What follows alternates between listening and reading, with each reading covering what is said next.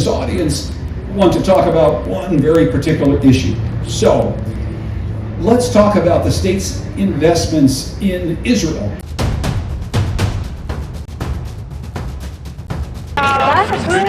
You know, we've always been fighting so hard for Jason, and it's the grief that we have lived forever. It's so much that they took from us, and that they're still taking from us because we still haven't gotten justice.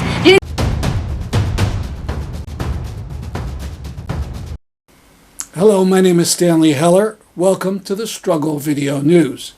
We begin with residents of Connecticut challenging the treasurer of the state during his appearance in New Haven at the International Festival of Arts and Ideas on June 26th. As you know, our parent organization, the Middle East Crisis Committee, has called for the treasurer, Erick Russell, to sell off Israeli investments, especially Connecticut's investments in Elbit, $1 million in that company, Israel's biggest drone and weapons maker. There were signs alerting the public and Treasurer Russell to what Elbit was making, in particular their drones that killed the 7 World Central Kitchen workers in April. We also had another sign with a Washington Post headline that said 500,000 Palestinians in Gaza were starving. 500,000. John Dankosky, who interviewed Russell, noted the 20 of us in the seats and in the back and the questions that had been sent in beforehand, and he began the program with questions about Connecticut's investments in Israel. This audience want to talk about one very particular issue. So let's talk about the state's investments in Israel. What exactly is in the state of Connecticut's portfolio that's in your control that are investments in the actual state of Israel? Sure. So thank you for the question, and thank you for many of the folks here in the audience that have posed the questions and that I've had conversations with over my time in office up to this point. And I want to start by just acknowledging the gravity of this issue and my understanding of how strongly people feel about it and what we're witnessing and the devastation that we're seeing and how gut-wrenching that is. And so that is not lost on me at all. To be very clear, right, my top priority as treasurer is to maximize returns for pensioners, and that ultimately guides decisions that we are making on the investment front to get the best risk-adjusted returns for our state employees and our teachers and our retirees. And that has been my focus coming in. We have investments in Israel. They probably total, and this varies day to day, but probably close to $100 million in total out of our $56 billion portfolio. The only 2 direct investments that we have are in 2 bonds that were purchased kind of on a legacy front before I was in office that are set to mature in 2025 and 2026. The rest of our investments are passive, so they are through managers that ultimately have flexibility as they're making investment decisions with the goal of getting those strong returns for pensioners. And I am often confronted with the pressure to either invest in something or divest from a host of different things. We have these conversations around climate, right, or companies that have poor labor practices, and we do a lot of work engaging with folks on that front because it is critical. And as we talk about many of these things, they're not disconnected from our goal of getting returns, strong returns for pensioners, because it's ultimately about analyzing risk as we are making investment decisions. But anytime that we are making a decision to completely divest from anything, there is a lot of work and process and time that goes into that, often federal guidance. There's an organization called the Office of Foreign Asset Controls that really guides a lot of policy or sanctions around other countries. And we look at all of those things in totality as we make those decisions. Could you give me an example of how exactly that works? So, for instance, whether or not it's the war that Russia is waging in Ukraine or some other international act, what sort of guidance do you get from this national organization that tells you what to do or what not to do with your investments? Yeah, so ultimately it's their sanctioned list, and their list of countries say that we can or should not invest in. So that may be Iran, it may be Sudan. Many of those things we take up through the legislature here in Connecticut. So if the state is going to take the position that we are not investing in a country, the legislature would take that up and would pass that in policy. There's some policies that have come directly out of the office. Russia was one of them, and part of that was again in this fiduciary context around the idea that assets in Russia would be frozen and would ultimately be really harmful to pensioners. And So this is risk management on your part, right? 100%. This has to do with you deciding it's too risky for the state of Connecticut right now to be invested in Russia, and so I'm going to make that unilateral decision to do so. It's not all unilateral. Again, it depends on the situation. One unilateral example was our policy around divestment from civilian gun manufacturers, for example. This was done under Treasurer Wooden. And it was a policy, again, after a lot of legwork, determining that one, this was not going to be harmful to pensioners, it wasn't going to impact our ability to get strong risk-adjusted returns, and it was such a small portion of our portfolio at any point that we were able to go through that analysis to determine that it was that was going to be a long-term benefit for us. Russell went on and on about the process and how his staff doesn't directly invest in anything, but has given the jobs up to specialized firms that make investments. He never once mentioned the company Elbit or the other Israeli weapons and surveillance companies in which Connecticut's Treasury invests. After another half hour of the program, I got up out of turn and spoke out. Money managers to divest from the Israeli weapons makers. Why don't you do it? You have ordered Hey, sir, I literally asked him that question as the first thing, and so we had a chance to talk about that. We're actually going to talk a little bit more about that in just a second. Thank you very much for coming. I just want to talk to him about some other things as well. And he literally could. His office knows which funds own which stocks. He could take his concern for the thousands of people getting killed in Gaza, pick up the phone and tell the companies to sell off the stocks. We had a flyer, and these are some of the signs people held up.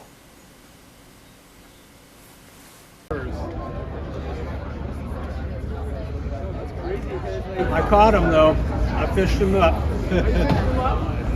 I made the adjustments, Dan. 41,000. It's terrible, terrible. Horrible, horrible. As we've mentioned many times in this program, the money being administered by the Treasury is working people's money. It's teacher pension money and that of state employees and city employees. The unions of these workers should hold discussions to see if those workers want to be complicit in these crimes. More about Connecticut investments in Israel's violent projects in an article that I wrote that was printed in the Connecticut news site, The Mirror. Here's the QR code to get to it. Israeli papers are talking more than just the warfare in Gaza, because there's a low-grade war going on between Israel and Hezbollah forces. It may go all out and involve not only Hezbollah and Israel, but Iran.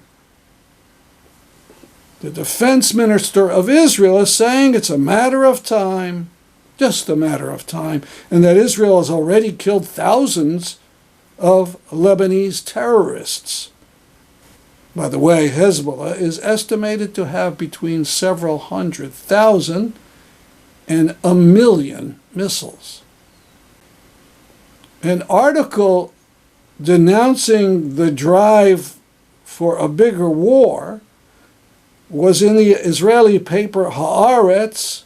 It straight out said that Netanyahu was doing all this to prolong the war indefinitely. Problem is, the article was written by Ehud Olmert, a former Israeli prime minister who at the start of this century was involved in terrible war crimes himself. What was Haaretz thinking by publishing Olmert? And this video from the West Bank, 2 Israeli jeeps. On the first one, you see a wounded Palestinian tied to the hood. This is an actual human shield, not the BS claim Israel makes whenever it kills civilians. And this Israeli newspaper had the gall to print the IDF claim that the Palestinian man was willing to be tied into the hood because it was too crowded in the jeep. Evidently, there was no need to put him in the nearby ambulance either. The victim's name is Mujahid Abid. He says he was put on the very hot hood and then driven forward and backward, going nowhere, for 15 minutes.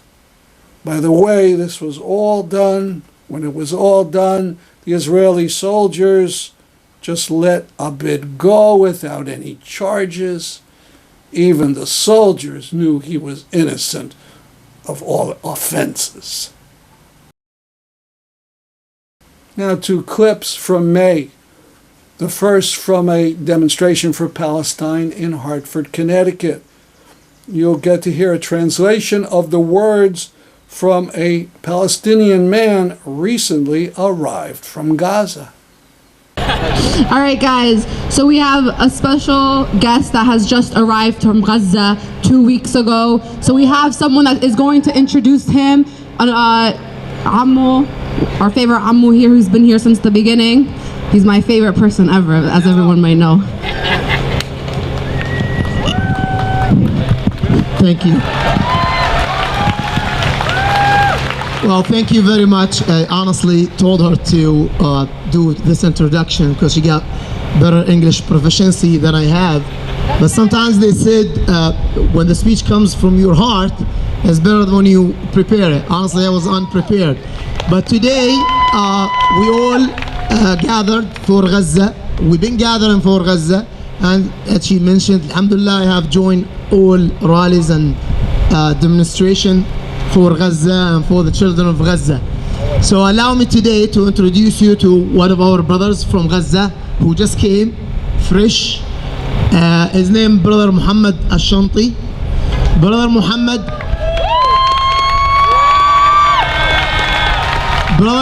entered the US on May 14th. If you would like to see his passport, I know you're not gonna ask for his identity, but we just to confirm, it was May 14th when he entered the United States.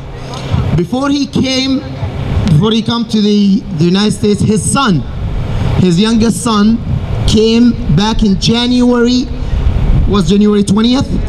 End of January 2024 for, medical emergency.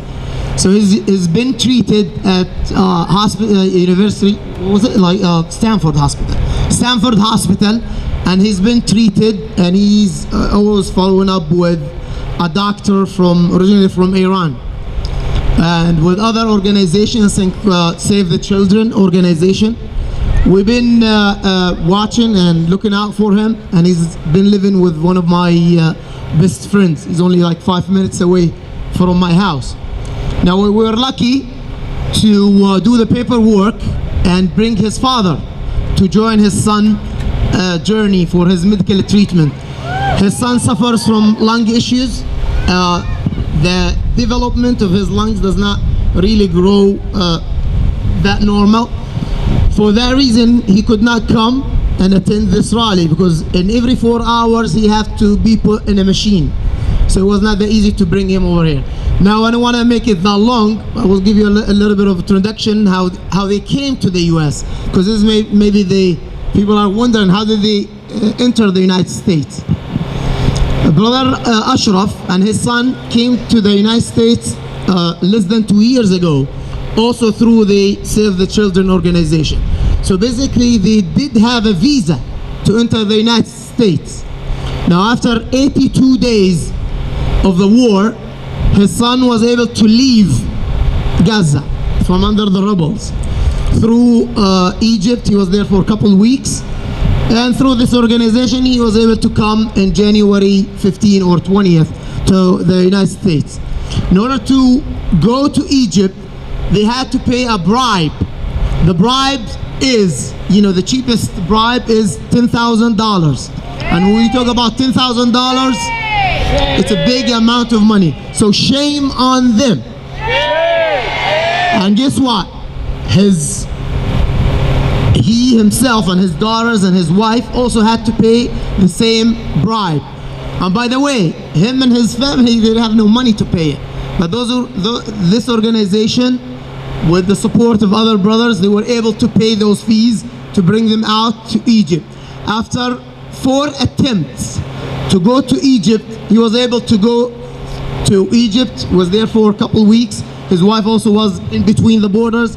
They suffer all type of, torture, I would say, because definitely it is a torture to stay there in the desert with no medical treatment or anything like that. Alhamdulillah, he was able to make it to Egypt, paid the $10,000 bribe. Of course, they give you a receipt without the amount that you paid. So it's only a receipt that, okay, he can enter the Egyptian borders. Unfortunately, the son of the president of Egypt and other gang leaders, they create a new company, they call it organization, to deal, named Hala, to deal with the Palestinians who's trying to flee Gaza. So basically they're making business out of this genocide. Shame on them, definitely, shame on them. Now with the goodwill, alhamdulillah, he was able to come here. As I said, he lost his older son. How old was he when he passed away? Muhammad? He was 20 years old. Before he come, he lost his father. And before even he come, I was watching the news when I hear the commentator saying 23 family members of their family passed away.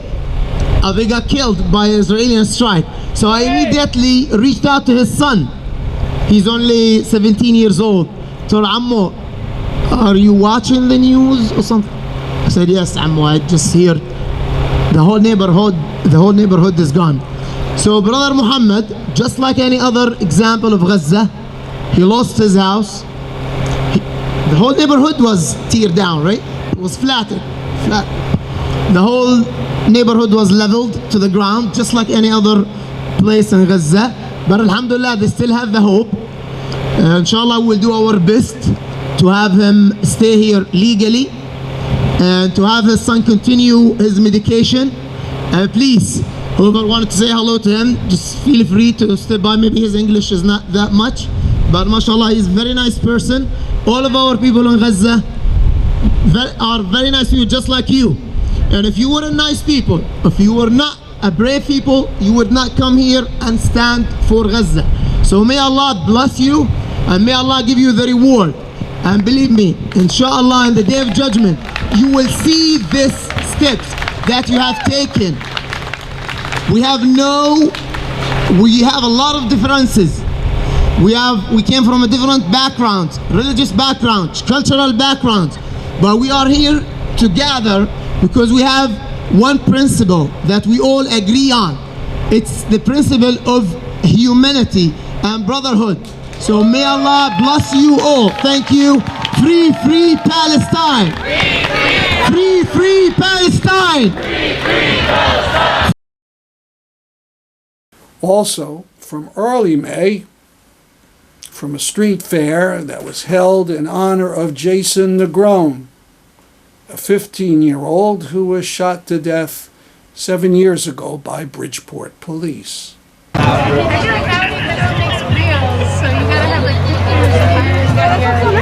Yeah, I know. That's what I said. Yeah, that's hers. Like, I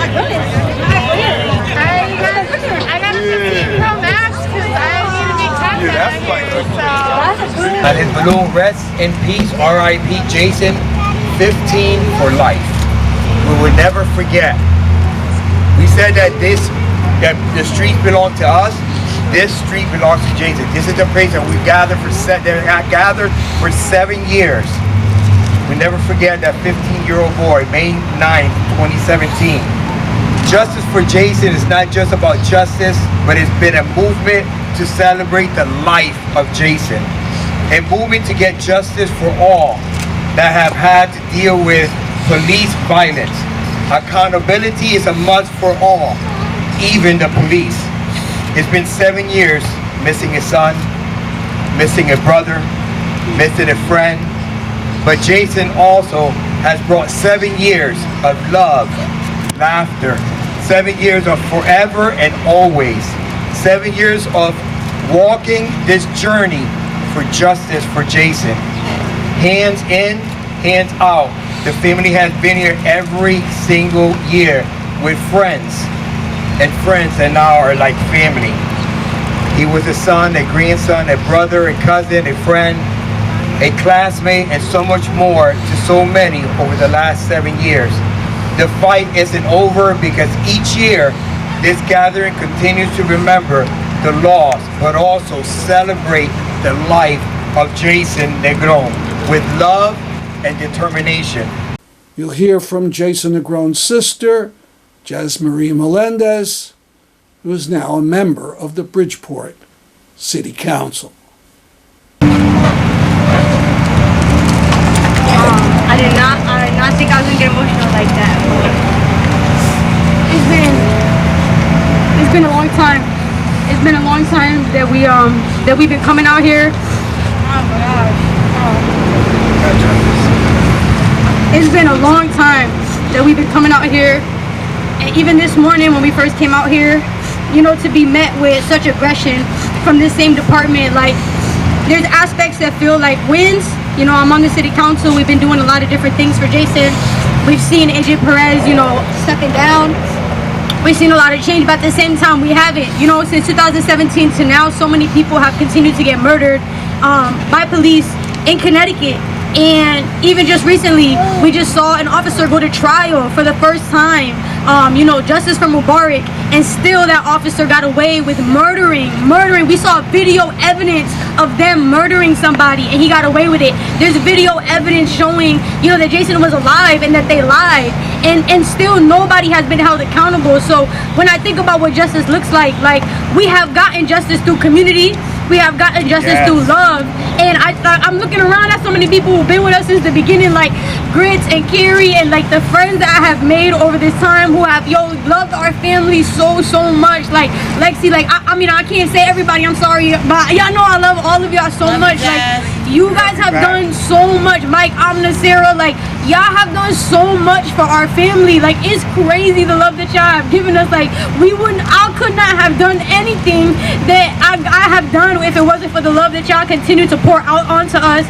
And now, you know, it being 7 years and we're still out here. Like they didn't even want us to take the street, and we was like, no, we're not moving. Like I was like, you're gonna arrest me because we stay here. Like, you know, we've always been fighting so hard for Jason, and it's the grief that we have lived forever is so much that they took from us, and that they're still taking from us because we still haven't gotten justice. James Boulay is still working for the police department, getting raises, working there, getting protected and being covered by.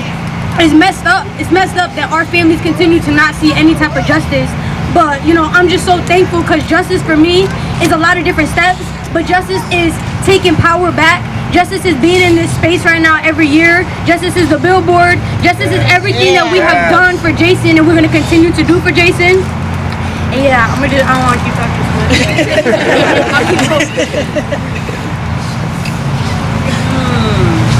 Wow. You know, like she said, this is something that we could not have done without you guys all.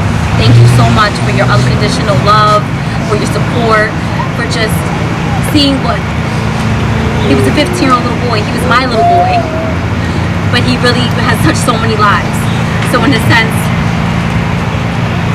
it was so much more than what happened on May 9th. And as we continue to be here year after year after year and hold this space, you guys also stand with us in knowing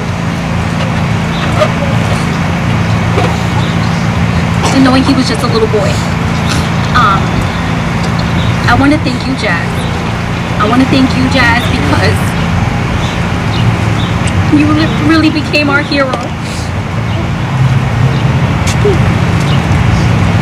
For me, for Marcus, for all of us, for his whole family. You did this all by yourself. You started in making sure that nobody forgot. And look at us now, 7 years later. You truly are my hero and I love you. Thank you, everybody.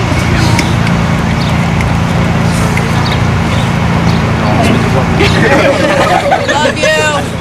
I just want y'all to know, though, that we are still fighting for justice, and justice means James Boulay needs to be fired. He needs to be decertified. He should not be allowed to be a Bridgeport police officer. Our family was given a wrongful death lawsuit that the city of Bridgeport taxpayer dollars paid for. That city did not pay for $1.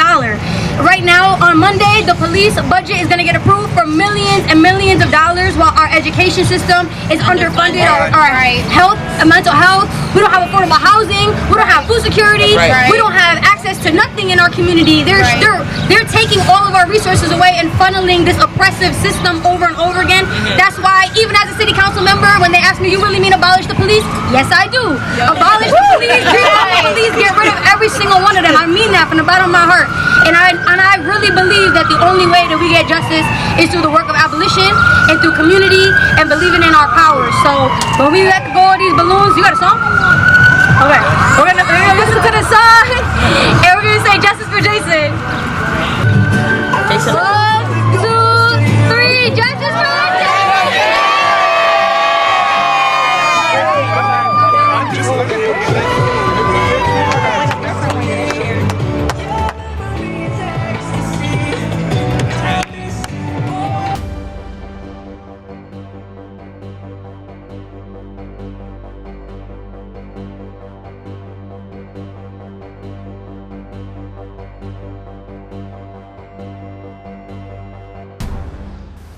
That's our program for today. See you next week at this time. I'm Stanley Heller for the Struggle Video News.